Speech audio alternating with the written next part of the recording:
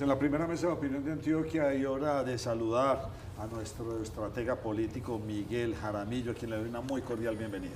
Nacho, qué gusto estar aquí en esta mesa rodeado de ustedes, hombre, de un verdadero placer. Me decía usted antes de iniciar esta charla con la lamentable noticia que hemos tenido en el día de hoy, que en el fondo ya estaban, era casi que instrumentalizando lo que le estaba ocurriendo a Miguel Uribe. Pues Nacho, yo me aprestaba a escribir un artículo esta semana precisamente que iba a titular "Dejen descansar a Miguel".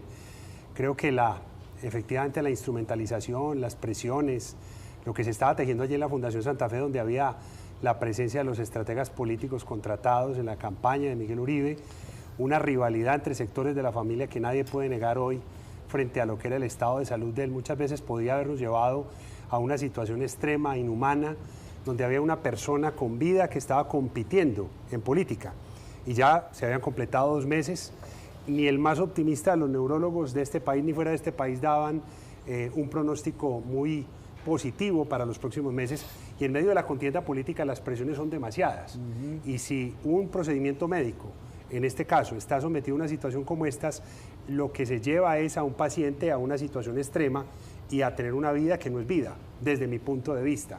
Hoy estamos hablando del fallecimiento de Miguel Uribe, Turbay, lamentable, muy triste para este país, un magnicidio, un crimen político, no hay que llamarlo de otra forma porque uno ve por ahí en redes a ciertos sectores queriendo suavizar el tema y ya la Fiscalía dijo sí hay un magnicidio en el término técnico y jurídico, pero yo creo que se estaba forzando una situación que me parece que ya estaba rayando en la falta de humanidad con esta persona. ¿Quién lo estaba instrumentalizando? ¿La familia, los políticos, los compañeros de partido, la presidencia de la República, desde presidencia de la República? ¿Quién está instrumentalizando la situación de Miguel Uribe? José, yo creo que si hablamos de estrategia, lo que estaba pasando con Miguel Uribe estaba siendo la participación de una persona concreta, aunque no tenía conciencia, dentro de un proceso político de consulta política de aquí a octubre, de una encuesta, que además se anunció la semana pasada por parte del Centro Democrático, de una posición donde estaban encuestando a esa persona, la estaban incluyendo en encuestas, y eso estaba haciendo que se hubiera disparado. La instrumentalización también con la creación, y hay que hablarlo claramente, de eventos para mantener viva su memoria, planeados por los estrategas políticos que fueron contratados para ese fin. Y una rivalidad clara entre 2 sectores de la familia, uno que estaba a favor y otro que estaba en contra. Yo no soy no soy juez, ni sirvo para tener posturas como estas, además de que acabada la batalla todos se creen coroneles, ¿cierto? Pero en una situación como estas creo que hay que pensar centralmente es en la persona humana, en el ser humano y no tanto en el actor político, máxime los pronósticos médicos que se estaban tejiendo alrededor. Hemos tenido varios casos como estos en Colombia, basta con recordar el año 2004 con el profesor Luis Fernando Montoya, donde claramente varias personas de la Clínica de las Américas han reconocido que la presión mediática tuvo mucho que ver con muchas situaciones que se forzaron, porque dentro de estos procedimientos hay que permitir que los síntomas avancen con cierta temporalidad, es lo que he escuchado yo de los especialistas, y en medio de este tipo de presiones pues realmente se van tomando decisiones que pueden forzar condiciones humanas que no, o que van en contra de la condición humana de alguien que quiere vivir y que tiene ganas de vivir. Miguel, nos decía uno de los analistas políticos, un libre pensador, como él nos decía que lo llamáramos, Nacho, en esta mesa, que durante ese tiempo en el que Miguel estuvo en coma hizo más política que la que había hecho en la temporada en la que estaba en campaña, por una simple razón, y es que demostró que era capaz de dar la vida por ese propósito superior que era Colombia. ¿Usted ve, uno, necesario tener que dar la vida por el país para poder hacer una campaña política, y 2, le ve esa misma fortaleza y talante a los otros que hoy están en campaña? Andrea, no y no. Lo digo con toda claridad, porque primero está la persona humana. Lo que pasa es que sociológica y culturalmente, y lo dice Octavio Paz en sus libros, los latinoamericanos disfrutamos mucho con el drama, con la tragedia, con la sangre. Nos gustan incluso las imágenes religiosas más sanguinolentas que de lo tradicional. Nos encanta desde nuestra condición indígena, lo dice Octavio Paz, el sufrimiento, como un camino para la heroicidad. Entonces yo creo que lo que pasó con esta situación fue un manejo mediático, fue un manejo político. Los comunicados de la clínica, los comentarios de su esposa, que es una mujer que además tiene formación política, también tenía un acervo político, la presencia de ellos en muchos de los eventos planteaban un legado político. Yo no estoy cuestionando eso, estoy dándoles la razón a lo que se está diciendo, porque además no nos digamos mentiras. Uno era Miguel Uribe sin el atentado marcando lo mismo, que era un dígito, como todos los candidatos del Centro Democrático. Otro era Miguel Uribe, esa persona luchando por su vida en encuestas, casi que pasando a segunda vuelta. Entonces, ¿de qué estamos hablando cuando no hay un ser humano en condiciones de gobernar? Y claramente lo han dicho los expertos. Repito, es muy fácil decirlo ahora porque ya la batalla terminó, claro. Pero yo me reafirmo en esto, además esto hace parte de conversaciones que venía teniendo hace rato, son temas incómodos, son conversaciones incómodas, pero hay que tenerlas en política. En Colombia, en América Latina, Luis Donaldo Colosio, John F. Kennedy, bueno, muchas historias más recientes, Luis Carlos Galán con el tema de César Gaviria, más reciente, Guillermo Gaviria, Aníbal Gaviria, siempre esos legados y esas banderas se toman sobre la base de alguien que fallece, pero no de alguien que queda malherido y que además los médicos, que son los que saben, han dicho que la probabilidad era muy baja de que pudiera volver a tener condiciones vitales óptimas, siquiera para poder vivir, y mucho menos para gobernar un país como Colombia. La batalla la perdió Miguel Uribe y la perdieron sus seguidores y demás. ¿Quién la ganó? La pregunta de los 500.000, ¿quién ganó esta batalla? Yo siento que si hablamos de política pura y dura, estamos hablando de que la centro derecha de Colombia sí logra capitalizar bien esto, sumado a la condena del expresidente Uribe, puede ganar, digamos, con esta situación. Con una muerte nadie gana, ¿sí? Pero es que estamos hablando de política pura y dura. Estamos hablando de un magnicidio que genera una descomposición social de país y un tema de un deterioro de la institucionalidad de gobierno que no hemos dimensionado todavía. Pero si hablamos de política pura y dura, sobre la base de los hechos ya ocurridos, pues obviamente hay un legado, hay unas ideas, hay un proyecto de país que encarnaba el señor Miguel Uribe, que representa también el expresidente Álvaro Uribe. Y aquí o nos quedamos llorando o nos inventamos los pañuelos para poder de una u otra manera plantear una posición política que le haga contrapeso a otras posiciones ideológicas distintas y que hoy claramente no se han mostrado ni solidarias, ni humanistas, ni a favor, digamos, o en una mínima solidaridad con el caso de neutrales, Miguel, neutrales en un tema en donde es difícil ser neutral, ¿no? Uno escucha a la gente del gobierno y hace poco escuchaba al señor Sade haciendo la comparación de que un magnicidio de estos, o sea, haciendo la comparación como que monta en bicicleta, usted monta en bicicleta y puede caer y puede matar. O sea, ese tipo de discursos como que le importa poco, como que me siento poco, ¿qué tanto le puede costar también a esa posición política? José Luis, el costo es muy alto. Vamos a recordar un poco la historia del país. Cuando matan a Rodrigo Lara Bonilla, el presidente Belisario Betancur, yo creo que usted ni había nacido, yo era muy chiquito, pero lo he leído, 87. En el 87, sale en medio de una gran impopularidad en un discurso histórico donde llama a la unidad nacional y el presidente Belisario Betancur se dispara. ¿Cierto? Nombra un ministro de Justicia nuevo, empieza a perseguir a Pablo Escobar y sus hombres les toca irse para Panamá, en fin, lo dicen los biógrafos serios de Pablo Escobar. El doctor Virgilio Barco, cuando matan a Luis Carlos Galán, también toma unas medidas radicales, llama a la unidad nacional. A Petro hacen el atentado contra Miguel Uribe y sale a hablar media hora del mismo, a hablar de los, una de la etnia, que los árabes, dos horas de un discurso totalmente frustrante para un país que a esa hora estaba en el prime time esperando un presidente que unificara, que al menos en lo básico nos uniéramos, pero era un hombre que estaba viviendo. Entonces yo creo que ahí se perdió una gran oportunidad histórica e indudablemente ese costo político alguien lo va a tener que pagar y yo mucho me temo que muchas de estas situaciones le van a pasar una factura muy grande a la izquierda hacia octubre y marzo del año, octubre de este año y marzo del año próximo. ¿Quién reemplaza como senadora a Miguel Uribe? Lo reemplaza María Angélica Guerra. María Angélica Guerra, que es del departamento de Sucre, tengo entendido. Sí. Y la segunda pregunta más dolorosa, ¿quién lo reemplaza para elegir el candidato del Centro Democrático? Pero recordemos que por el método de Hond, para que el televidente nos entienda, por el método de Hond no entra alguien afín a su partido, sino que entra quien quedó de subsiguiente en la votación para allí, o sea, no es un reemplazo ideológico, ¿cierto? Y ahora la pregunta de los 500.000. Dentro de las reglas que tiene el Centro Democrático y sus estatutos, había 5 candidatos inscritos. hay lo que se llama, en este caso, una sustracción de materia, hay una persona que ha generado un deceso. La gran pregunta es si dentro de los estatutos del partido lo que se podría permitir, podría haber alguien que se pudiera escribir en nombre de Miguel Uribe Turbay tomando la posta de sus banderas. Hablando un poquito acerca de la analogía que hacía sobre el tema de César Gaviria Galán o de Aníbal Gaviria con Guillermo Gaviria, ¿cierto? O Luis Donaldo Colosio y su sucesor en México y demás, que siempre se ha partido como desde esa lógica. Aquí ha habido Caucasia, Turbo, bueno, un montón de municipios donde han fallecido los alcaldes y se ha tomado la posta, Amagati, Tiribí, en fin. Entonces, en esa realidad, pues habría que revisar un poco dentro de la normativa del Partido Centro Democrático si de aquí a la encuesta que van a hacer en octubre es posible que alguien tome esa posta de Miguel Uribe. Entre otras cosas, porque no nos digamos mentiras, entre los 4 precandidatos, Paloma Valencia, la doctora Paola Holguín, Andrés Guerra y María Fernanda Cabal, hoy no están generando un porcentaje demasiado alto de probabilidad.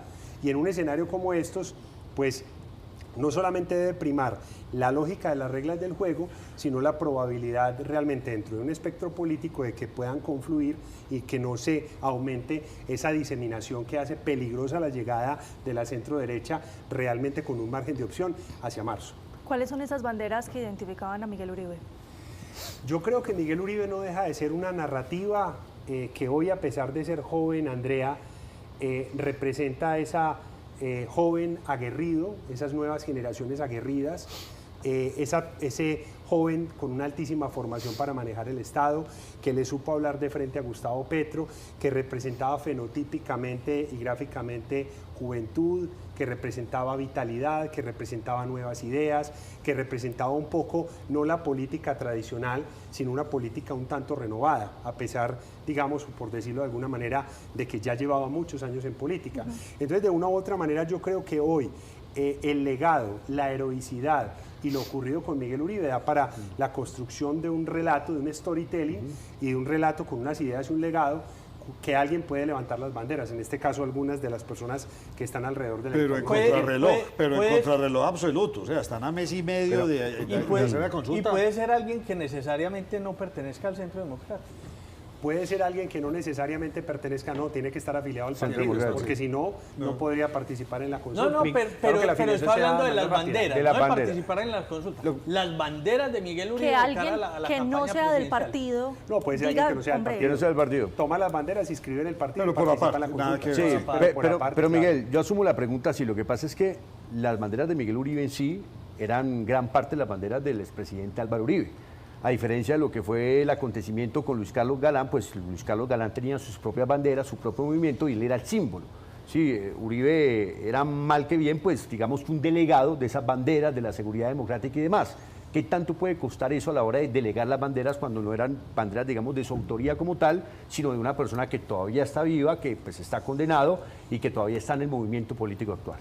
José Luis, uno de los casos más recientes que ocurrió en Colombia fue la muerte en la avioneta del entonces candidato a la gobernación del Meta y que hoy Rafaela, su esposa, hoy gobernadora del Meta, que no tenía además él mucha probabilidad de ser el gobernador, logra capitalizar un poco esas ideas, pero si vamos de las ideas del relevo a las ideas del original, hay siempre una transición y esa transición se da a partir fundamentalmente de lo que emocionalmente representa la forma a través de la cual se da el magnicidio. Entonces, esa forma a través de la cual se da el magnicidio, máxime la prolongación del sufrimiento, la lucha, lo que decía un poco Andrea, y era durante estos 2 meses, 4 días, desde el hospital se emitieron mensajes claramente políticos, y había una acción política, había unas encuestas que estaban midiendo el accionar político de una persona inconsciente que estaba luchando por su vida. Entonces allí se construye una nueva historia y se puede construir un nuevo legado, que puede representar el del expresidente Álvaro Uribe Vélez, pero que tiene para mí señas propias, cara propia, cuerpo propio, relato propio de renovación, perfectamente. Y pues obviamente beber también de la victimización que hoy tiene ese prisionero injustamente juzgado para algunos, justamente juzgado para otros, donde pues claramente la izquierda tiene más capacidad de victimizarse que la derecha, pero que digamos que de mantenerse preso Álvaro Uribe, así sea casa por cárcel, pues es una gran oportunidad para hablar desde esa condición de víctima y fortalecer una aspiración de relevo. Dentro de esas banderas que yo le preguntaba a Miguel, también salían unas particularmente conmovedoras pues para quienes nos identificábamos, era la familia. Él se casa con su esposa y casi que adopta a las hijas de su esposa, un hombre enteramente familiar, talentoso, artista, que empiezan también a llegar hasta ciertos nichos. Esta pregunta me es incómoda hacerla, pero hace parte del deber. ¿Qué tan endosable es esa favorabilidad que estaba teniendo Miguel Uribe Turbay en las encuestas para quien sea el encargado de llevar esas banderas? O sea, la Tarazona, pongamos que vaya a ser la Tarazona. No necesariamente. No, pero la pongo yo porque está sonando bastante. Pues es que además hay que decirlo claramente, la esposa María Claudia Tarazona puede resultarnos todo lo incómodo que queramos. Cada vez que salió a pedir oración, a hablar de solidaridad, a sacar la foto de la mano en el pecho, de la mano, de todo, envió mensajes políticos, pidiendo la solidaridad, pidiendo la oración, hagamos el análisis que queramos, así nos resulte cómodo o incómodo. Estamos hablando de política pura y dura, ¿cierto? Ya está claro que somos buenos seres humanos, ¿qué deseamos para el señor Miguel Uribe? Hablemos de política pura y dura, allí sí hay una capacidad de relevo. Y yo no creo que sea tanto la popularidad antes del atentado como la popularidad después del atentado y todo lo que pasó en la narrativa después del atentado, claro, donde él siguió haciendo política a través de diferentes canales. La señora Hoyos Turbay, ¿cierto? María Carolina Hoyos Turbay, la señora Tarazona, el concejal de Bogotá que incluso lo acompañaba en el atentado. Y muchos otros de los líderes que estaban alrededor estaban potenciando esto. Tuvimos maratones, tuvimos marchas, tuvimos firmatones, tuvimos de todo para mantener y preservar esa memoria. Eran actos políticos para preservar la memoria de Miguel Uribe. A mí que no me digan que solamente estuvo en el hospital y que no actuó por fuera o que no hubo ninguna actuación por fuera para mantener el legado político de él. Claro que lo hubo. Ahora, depende mucho de cómo se dé esa decisión, esa elección, esa posibilidad y capacidad de maniobra de estar adentro o afuera con el legado de Miguel Uribe, porque también podría ser alguien que se inscriba como candidato por fuera de las reglas del Centro Democrático y que quiera aglutinar toda la derecha y vaya a marzo con un efecto vinculante. O sea, podría ser una Vicky Dávila, un De la Espriella, un Guillermo Zuluaga, qué sé yo. No, yo creo que Vicky Dávila, Abelardo de la Espriella ya tienen un escenario muy marcado. Además, rumbo, sí. Yo siento que Vicky Dávila se está pegando una desinflada tremenda en los últimos 2 meses, incluso casi que coincidente con el atentado, donde se le olvidó que es política y no reportera, José, donde uno tiene que entender qué rol tiene, ¿cierto? Ahora sale contra Abelardo de la Espriella también, lanza en ristre sin entender el escenario, le dio por inflar a Daniel Quintero volviéndolo rival directo, o sea, yo veo una cantidad de pasos en falso de Vicky Dávila tremendos. Y a propósito de Vicky Dávila, está de pelea con Abelardo de la Espriella, por lo menos empezó la pelea este fin de semana.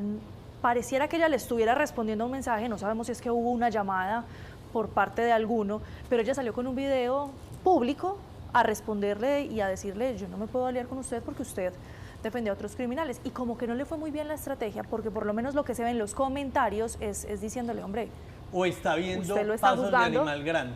Es por el o lado se está de la solidarizando con Abelardo de la Espriella, porque antes le hizo un favor. Sí, claro. Antes lo convirtió en víctima, lo visibilizó. Y además Abelardo de la Espriella ya había dicho en una entrevista que si Vicky, digamos, él decía, dentro de la oferta de la democracia, el marketing de la democracia, marca más arriba, nos sumamos con Vicky, ¿cierto? Entonces yo creo que aquí lo que hay es un fortalecimiento de Abelardo de la Espriella y una salida en falso de Vicky Dávila, que además, entre otras cosas, Andrea, ustedes que ejercen el periodismo, pues obviamente un periodista también entrevista a buenos y malos. Entonces si vamos a endosar vínculos, también entonces el periodista es culpable por entrevistar a X, Y o Z, igual que lo es el abogado. Entremos en esa discusión ética. Y que a ella también se le cuestiona fortaleció a Daniel Quintero. Claro, a ella se le cuestiona mucho. Y entonces eso. Daniel Quintero se mete ya en el rancho del pacto histórico. ¿Y usted cómo ve eso al interior? Creo que el candidato del pacto histórico que tiene más probabilidad de llegar con opción a una consulta interpartidista a marzo y a una candidatura, incluso a una segunda vuelta, se llama Daniel Quintero. Daniel Quintero representa desde la narrativa una narrativa insurrecta, una narrativa antisistema, una narrativa radical que representa mucho de la polarización y la exacerbación que hay hoy lamentablemente en la opinión pública. Y además tiene una capacidad de llegarle a las nuevas generaciones a través de ecosistemas digitales que no lo tiene ninguno de los candidatos que está allí inscrito en el pacto histórico. Yo le quiero preguntar o transferirle, mejor repetirle una pregunta que le hacíamos a Jorge Enrique Robledo más temprano hoy. ¿Qué va a pasar con las campañas de ahora en adelante? Tal vez puedan migrar a un tono un poco de más de racionalidad y empezar a decir, venga, no nos demos tan duro y empecemos a estructurar una campaña con propuestas o nos vamos a ir al otro lado completamente y ahora sí que se van a ver, como usted lo dice, política pura y dura, pero apuntándole a la emotividad y tocando las fibras de las personas a propósito de esta tragedia que estamos viviendo hoy? Andrea, quisiera estar equivocado, pero además es el reclamo muchas veces de los televidentes. Queremos más educación, más cultura, pero nos encantan los reality shows, nos encantan los partidos de fútbol con broncas, nos encanta la pelea, nos encanta la sangre, nos encanta la prensa amarillista y sensacionalista. Yo quisiera estar equivocado, pero lo que estamos viendo, por ejemplo, en las elecciones de Ecuador, en las elecciones mexicanas, en las mismas elecciones norteamericanas, es una exacerbación de los ánimos, es una presencia constante del insulto, el ataque personal, la diatriba que alimenta la violencia física. Yo creo que con el caso de Miguel Uribe claramente vimos todo lo que pasó en Twitter, en X, todo lo que pasó en las redes sociales antes de que ocurriera el atentado. Yo no estoy queriendo decir que fruto de lo que pasó en las redes alguien le dio por disparar, no. La Fiscalía ha demostrado claramente con acervo probatorio que detrás de esto hay una suma enorme de dinero, que hay unos móviles intelectuales altamente sofisticados, pero indudablemente la crispación social se genera muy a partir de ese tono malo que tiene hoy la política y mucho me temo que vamos a un lodazal político en este siguiente año que vamos a tener. ¿Y no es posible que eso tenga un efecto burbuja, que llegue un momento en el que ya digamos, Dios mío, no damos para más? Bajemos al tono, en 2, 3, 6 años, ¿no es posible que alcancemos un pico en el que ya empecemos a descender esa violencia? Si el papá de la casa nos llamara al orden sería maravilloso, pero el papá de la casa es uno de los que más alimenta la confrontación, el ruido desde la casa de Nariño, y cuando no lo hace él, lo hace el pastor Sade, que además, si hablamos de ideología progresista, ¿qué dirían hoy los Carlos Gaviria Díaz, los Orlando Falsborda o los Alfredo Molano? Sí, si estuvieran en este momento hablando de ideología progresista, pues todo lo contrario a lo que está saliendo desde la Casa de Nariño. Eso desde el relato, pero desde cómo hacer la campaña. Dado que el atentado a Miguel Uribe fue en un parque, antes, y se lo mencionábamos también a Jorge Robledo, por ejemplo, el de Galán fue en una tabla pública, una tarima, es correcto. Un entablado. ¿Será que ahora no vamos a tener eventos públicos, sino que eso se va a limitar mucho a redes, recintos cerrados y demás? Esta campaña. Sí, José, yo creo que cuando vimos, yo recuerdo mucho siendo niño, la imagen de César Gaviria con chaleco antibalas en una tarima a 10 metros del público en Pasto. Primera salida pública después del asesinato de Luis Carlos Galán. Creo yo que hoy, lo digo por los clientes que manejamos desde Jaramillo, Luján, muchos de ellos han tomado medidas, incluso no con la unidad, la UNP, sino contratando escoltas privados, validando armamento con ellos para poder tener custodia y para poder hacer recorridos debidamente programados. Lo que pasa es que en la campaña política hoy manejar bien los protocolos de seguridad es indispensable. No contar la agenda públicamente como lo hacían ellos, casi que con 8 días de anticipación, no hacer recorridos previsibles, saber muy bien a quién se contrata y revisar muy bien la documentación de los círculos primarios de los candidatos, tratar de validar mucho con la Policía Nacional la presencia en ciertos sitios públicos y lamentablemente allí pues hubo una improvisación que incluso fue calculada de acuerdo con los audios y las evidencias que ha entregado la Fiscalía de cómo hace mucho rato le tenían interceptados los movimientos a Miguel Uribe. ¿Usted por qué me dice que Petro perdió su cuarto de hora? Yo creo... Hoy sacó un panfleto donde dice mucho y no dice absolutamente nada. El 20 de julio estuvo en el Congreso y no hizo ninguna alusión a un senador de la República en ese estado. Cuya silla vacía estaba al frente de él. Perdió su quién cuarto fue de el hora. principal opositor? Yo pienso que citaba yo el tema Belisario Betancur, citaba el tema Virgilio Barco frente a los magnicidios, porque de ahí en adelante fueron más bien pocos los magnicidios que le han tocado vivir a muchos presidentes, pero un magnicidio de esta proporción demandaba a un líder político con más grandeza. Un magnicidio de esta posición y de este nivel demandaba a un presidente que aprovechara esa coyuntura para invitar a la unificación. ¿Quién va a atacar una petición hoy de Gustavo Petro de que lo que hay hoy es un problema de descomposición social y de país en torno a la muerte violenta de Miguel Uribe Turbay? Nadie. Eso sería inapelable. El que se fuera en contra de eso, pues me parece que perdería a nivel de opinión pública. Pero muy por el contrario, sale con esta retaíla, sale con estos argumentos burdos, sale con estas historias de fantasía y lo que hace es exacerbar la polarización, el odio entre derecha e izquierda. Basta con mirar X el día de hoy para uno darse cuenta que es una verdadera letrina de odio, incluso con personalidades muy reconocidas, que es lo que más extraña. Usted siempre ha dicho, ustedes, los politólogos, que salir en campañas muy tempranamente es malo, porque se agota el discurso. Vicky Dávila, Daniel Quintero, Fajardo, Botero, hay varios ya en campaña. Se están desgastando. Lo que pasa es que la circunstancia los obligó, Nacho. Sí. Temas, por ejemplo, como la constituyente de Gustavo Petro marcan un banderazo anticipado para la campaña presidencial, donde tú, así seas una figura reconocida con un alto nivel de aprobación, que eso es inversamente proporcional al tiempo que uno necesita para salir. Es decir, cuando uno es muy desconocido tiene que salir con más antelación para cursar las etapas de reconocimiento y aprobación y llegar a la etapa de decisión de voto con un porcentaje para crecer, sobre todo en público indeciso o desconocido. En este caso, efectivamente, ellos sufren un desgaste que es natural, pero les toca salir sobre todo a partir de la radicalización de Petro entre febrero y marzo, y de la bajada de bandera con el tema de la constituyente. Es inevitable. Uno ahí sí plantea la estrategia para salir un poco más tarde, mide los tiempos, revisa el pareto electoral, va mirando un poco las variables y se va dando cuenta que no necesita salir tan rápido, pero hay acontecimientos exógenos que sí demandan que la campaña salga muchísimo antes. Ahí es cómo me gasto el perfume caro de mi imagen en un tiempo tan largo. ¿Sí? Yo la campaña más larga que conozco está en la India, que dura 9 meses. Y ya es demasiado desgastante por lo que he leído. Ahora, aquí en Colombia suele durar 3, 4 meses según el ejercicio de la registraduría, pero la precampaña y antecampaña no más de 6 meses. Hoy ya vamos a completar creo que 10, 12 meses en campaña y el desgaste es inevitable. En el caso colombiano, ¿cuándo vamos a tener candidatos que usted diga, estos son candidatos que en realidad tienen posibilidades de llegar a la presidencia? ¿A qué meses de las elecciones? ¿A cuántos meses? José, yo creo que hoy tenemos, de acuerdo con Guarumo, 75 entre candidatos, queredores, aspirantes, admiradores, vitrineros, de todo. Lo que tenemos, 75, hasta Batman disfrazado está ahí en la encuesta de Guarumo. Yo creo sería una opción. Yo creo que hoy no existe un gran favorito que pueda ganar en primera vuelta. Al menos desde lo numérico no existe ningún tipo de candidato a la presidencia de Colombia que pueda ganar en primera vuelta. ¿Hay segunda vuelta? ¿Hay alguna certeza de que va a pasar a segunda vuelta? No. Hoy podría haber una alta probabilidad de un candidato de centro de pasar a segunda vuelta, pero no está garantizada. Y yo creería que vamos a llegar más o menos unos 17 candidatos a abril del año entrante.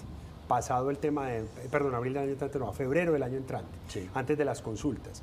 Y llegaremos a una cifra más o menos entre 10 y 11 candidatos, de los cuales 8 van a estar en tarjetón. Y de nuevo se va a repetir el episodio del 2022. Ninguno con partidos tradicionales. Ninguno con logos tradicionales. Me equivoco en esta percepción. Muchos decían o se dicen que iba a llegar como el tiempo de una presidenta. Pero por lo que estoy viendo, se están desinflando. Ni Claudia López, ni Pizarro, ni Vicky Dávila, no llegó el momento de una presidenta.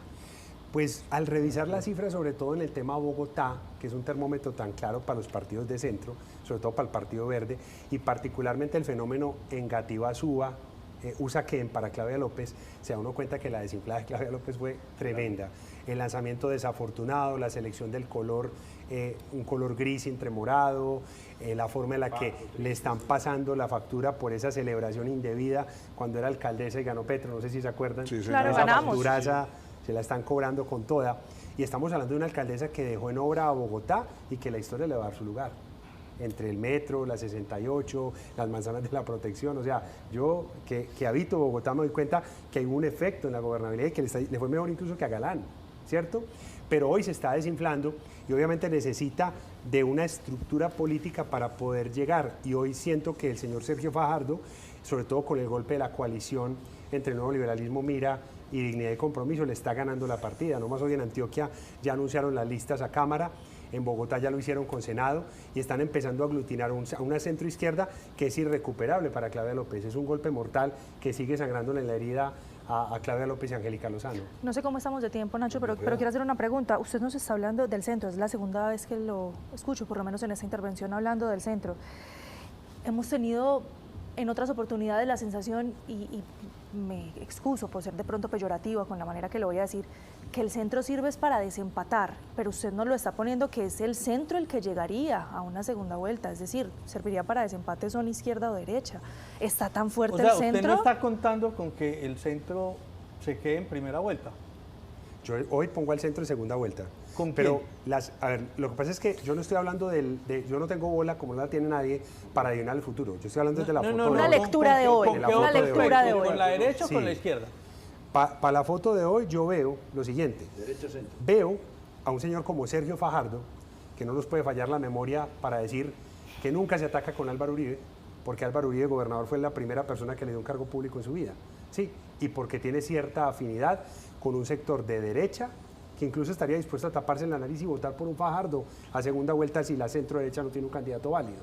Y si llega un Daniel Quintero, con mayor razón todo el mundo de derecha se votaría por un Fajardo representando una opción de centro muy distinta a la de Claudia López, que está más petrizada desde la narrativa colectiva. ¿Y será que dos personas de Antioquia llegan a segunda vuelta? Yo no veo dos personajes del departamento de Antioquia en segunda vuelta. Yo creo que sí. Porque además la votación de Fajardo hoy no es fuerte en Antioquia. Fajardo y Quintero. Yo no veo. ¿Es de Antioquia? No, venga, con el chiste. Pues no quiere Antioquia, pero nació en Antioquia. ¿Qué iba a preguntar Yo usted? le quería preguntar era justamente por eso, porque es que estamos marcando mucho a Claudia López con el petrismo, pero José dice que el antioqueño Daniel Quintero también está marcado con el petrismo, Miguel. El imputado. Sí, Sí, pero va por el petrismo. Pero va por el pacto Va histórico. por el pacto histórico, El no por otro asunto lado. es tú jugar en un partido como el Partido Verde de centro, de origen mocusiano, con Humberto de la Calle, con varios líderes de pronto de centro y más liberales, y otra es jugar al pacto histórico, que es la extrema izquierda, y es quien va a recibir los sombrerazos de una u otra manera del presidente Petro. Y la izquierda es una gobernando y otra en oposición. Y sabemos que la izquierda tiene muchas más habilidades para hacer oposición de lo que la derecha. Entonces esa es como la lectura que yo tengo. Ahora, ¿quién tiene más probabilidad de aglutinar un voto que no necesariamente es de centro? Para mí, por encima de Claudia López, Sergio Fajardo. Tiene más esa probabilidad. Entonces, eso, más el espaldarazo de los Galán en Bogotá con la coalición, ponen hoy a Sergio Fajardo en una posición donde podría ser el primero que pase una segunda vuelta en Colombia, acompañado de quién, de la centro derecha o de la centro izquierda, ¿cierto? Mientras solucionamos Le ponen algo las pilas técnico aquí que tenemos. Que ya está con las pilas encendidas. Sí, él Ya tiene una pregunta. Yo le voy a ir formulando una, pero después de mi Bueno, compañero pero José Luis. agilícelo. Después de mi Vamos. compañero José Luis. Miguel, lo que pasa es que yo siento que en toda esa camada de votos y en toda esa camada de posiciones derecha, izquierda, centro, laterales, etcétera, hay un presupuesto que no se está contando claro y es el de Juan Manuel Santos. ¿Dónde se van a ubicar los votos del santismo, que sigue jugando un papel fundamental en la política de Colombia? Y Roy, ¿cómo No, ve a es bien Roy en la importante, es bien interpartidista? importante. Yo creo que el santismo como tal y el Partido Liberal hoy representan vertientes que han sabido desmarcarse un poco del gobierno de Gustavo Petro, pero que tienen varios jugadores en contienda. No es despreciable la votación de máquina y la fuerza que tiene un Roy Barreras ya desmarcado del pacto histórico. No es despreciable la votación que tiene un Mauricio Cárdenas. No es despreciable el prestigio que tiene Luis Gilberto Murillo. No es despreciable, digamos, ciertas figuras que han sido afines al santismo y que pueden beber de ese vaso como tal. Yo creería que muchas de esas huestes van a estar dentro de la centro derecha, ¿cierto? Los ubico ahí y creo que existen lazos conductores, sobre todo unificados como posibles rivales en contra del presidente Gustavo Petro. Yo siento que el desgaste que se viene para el petrismo es grande y hay un exceso de confianza en la Casa de Nariño por la billetera llena. Y resulta que la billetera no le funcionó a Duque, no le funcionó a Uribe 2 y 1, no le funcionó a Santos 1 y 2, porque ya los gobiernos en declive padecen de algo que los norteamericanos llaman el lame duck, que es el pato cojo, y es que la gente, gobernadores, alcaldes y demás, pueden recibir los recursos, pero no necesariamente marcharle a un gobierno que ya va de salida. Pero ese santismo puede ser más cercano a Quintero o a Fajardo. Para mí es más cercano a Quintero, ¿no? Para mí es más cercano a Fajardo. Fajardo tiene como compañera a María Ángela Holguín, una mujer que fue la canciller de Juan Manuel Santos y que tiene ese vaso conductor. Noto más rodeado y más cercano a un Fajardo con varias de esas figuras y se ha reunido con ellos de hecho. Y si tú revisas un poco las entrevistas a Mauricio Cárdenas, a Luis Gilberto Murillo, todos expresan simpatía por Sergio Fajardo. Entonces yo creería que hay un área de oportunidad para él. Lo que pasa es que todavía es prematuro para traérselos. Hay que dejarlos que jueguen su partido y en el momento adecuado, en el timing adecuado, ya poderlos traer a estas toldas. Señorita, última pregunta. ¿Cómo está viendo usted el Partido Verde? ¿Qué está pasando con ellos? No le voy a preguntar qué va a pasar, pero ¿y el Partido Verde? Partido y sobre todo con un efecto sintomático en Bogotá. El Partido Verde, donde es más fuerte, es en la capital de la República. Y allí hay una ruptura entre dos sectores del Partido Verde. Un sector más afín a Claudia Angélica Lozano y otro sector más afín a Inti Asprilla y compañía, que son mucho más petristas. Me parece que va a ser complicado el tema de la militancia, la doble militancia, sobre todo de cara a las elecciones congresionales. Ya muchos de ellos han ido renunciando para esto, pero yo veo realmente desgastado y víctima de esa partición al mismo Partido Verde, y se va a ver eso reflejado en la elección de los congresistas. Por último, ¿qué tanto van a influir Char, Andrés Julián, Federico, el alcalde de Cali, el de Pereira, el de Meta, el de Cartagena? ¿Qué tanto van a influir?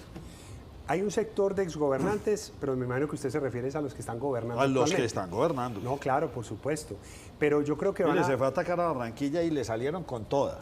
Sí. Entendiendo que dice unas cosas y a la semana dice otras el presidente Petro. Lo que pasa es que el gobierno Petro ya va de salida, está a 11 meses de dejar el cargo ya. En cambio, los gobiernos de Mitaca, pues todavía les falta un tiempo prolongado. Para mí los gobiernos de Mitaca, es decir, gobernaciones y alcaldías, tienen mucha más incidencia en el electorado de cara a las congresionales y demás. El fenómeno de la Mitaca son las elecciones que se dan a mitad de periodo, Andrea, porque en países como Guatemala, Honduras y demás hay una elección única. Por ejemplo, ahorita el 9 de noviembre en Guatemala, en Honduras, perdón, se elige presidente y se eligen todos los cargos. Y eso marca democráticamente que no haya pesos y contrapesos. En cambio, en Colombia una de las virtudes del sistema es que tenemos Mitaca para gobernadores y alcaldes en la mitad del periodo presidencial. Y eso ayuda a un tema de pesos y contrapesos. Yo creo que sí van a tener una incidencia importante, no solo en las congresionales, consultas, sino en las dos vueltas presidenciales. Y le tengo una mala noticia. A partir de esta salida suya hoy, usted será habitualmente llamado a esta mesa una vez al mes para que veamos todo el panorama político. Miguel Jaramillo, muchas gracias por habernos acompañado. Pues yo me siento muy cómodo en esta mesa. Gracias a ustedes por la invitación. Bueno, y a ustedes los invito a hacer una muy breve pausa. Estaremos con el señor Jorge Robledo. Ya volvemos.